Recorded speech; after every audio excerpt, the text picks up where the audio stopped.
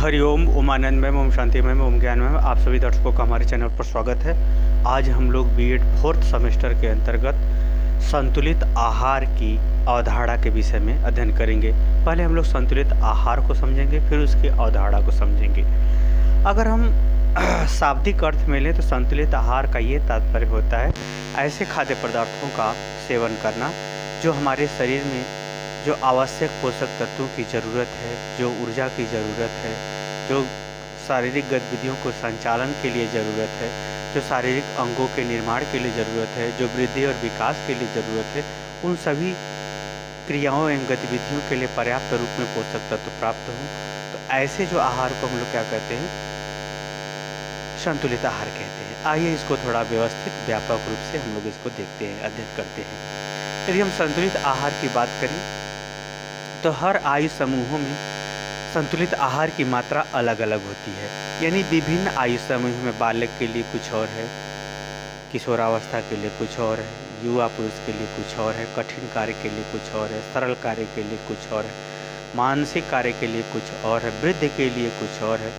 यानी हम ये कहें कि एज ग्रुप के हिसाब से संतुलित आहार की मात्रा और उसका अनुपात भिन्न भिन्न होता है। तो अगर हम देखते हैं तो विभिन्न आयु समूहों में संतुलित ढंग से वृद्धि और विकास के लिए, संतुलित ढंग से वृद्धि और विकास के लिए, यानी विभिन्न आयु समूहों में संतुलित ढंग से वृद्धि और विकास के लिए पर्याप्त भोजन की मात्रा, भोजन की मात्रा क्या हो, पर्याप्त हो। पर्याप्त भोजन की मात्रा में, पर्याप्त भोजन की मात्रा में सुनिश्चित अनुपात में पोषक तत्व हो। यानी भोजन की मात्रा भी क्या हो, आयु समूहों के अनुसार पर्याप्त हो और उसमें निश्चित अनुपात में पोषक तत्व हों। कौन कौन से पोषक तत्व? प्रोटीन, फैट्स, वसा, कार्बोहाइड्रेट्स, विटामिन्स, खनिज लवण, जल, इन सब की मात्रा भी क्या हो, एक निश्चित अनुपात में हो जो संतुलित आहार के लिए आवश्यक है।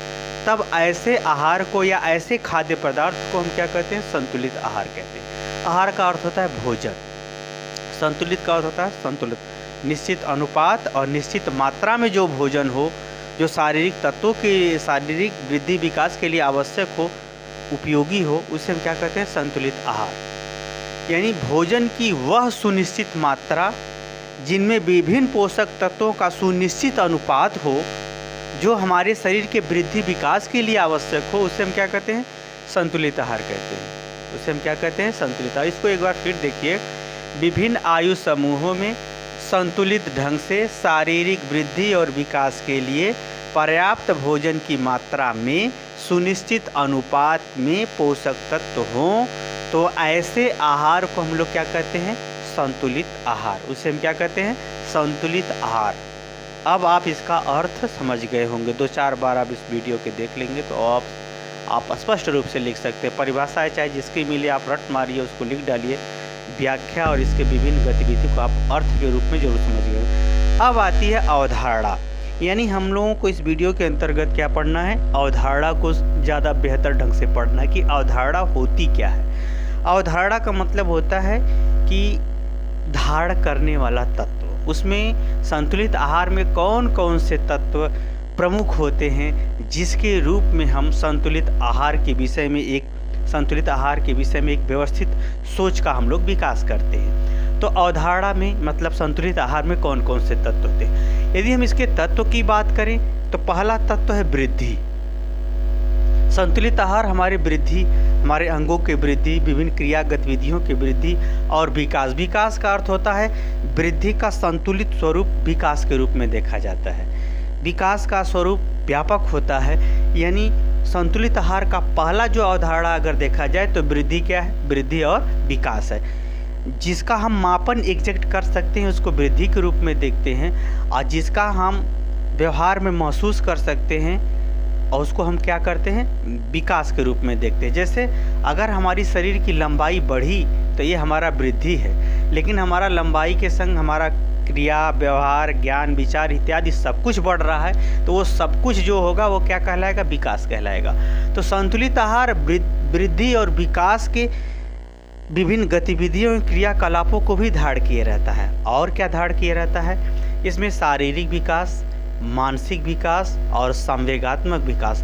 जब हमारा शरीर सुनिश्चित मात्रा में पोषक तत्वों को प्राप्त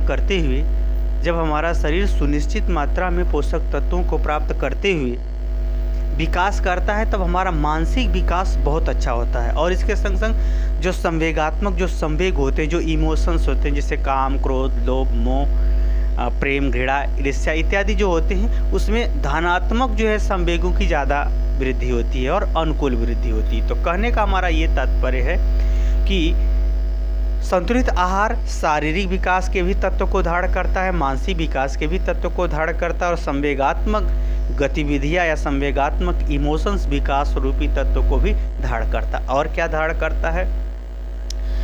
संतुलित आहार विभिन्न खाद्य पदार्थ, यानी जब आप खाना खाते हैं तो ऐसा नहीं कि एक ही भोजन आप लगातार करते रहें। भोजन के पदार्थों को, अन्न को चेंज करते रहें, अन्न को बदल बदल के भोजन करें, सब्जियों को बदल बदल के भोजन करें।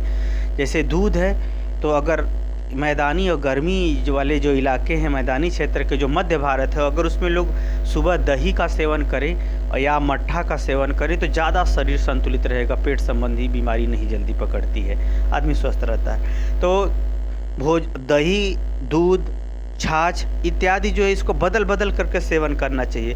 पेय पदार्थों में जैसे फलों का रस है, शरबत है, फलों का रस है, उसी तरह से कुछ ऐसे भी फल होते हैं जो पेट के लिए बहुत लाभकारी होते हैं।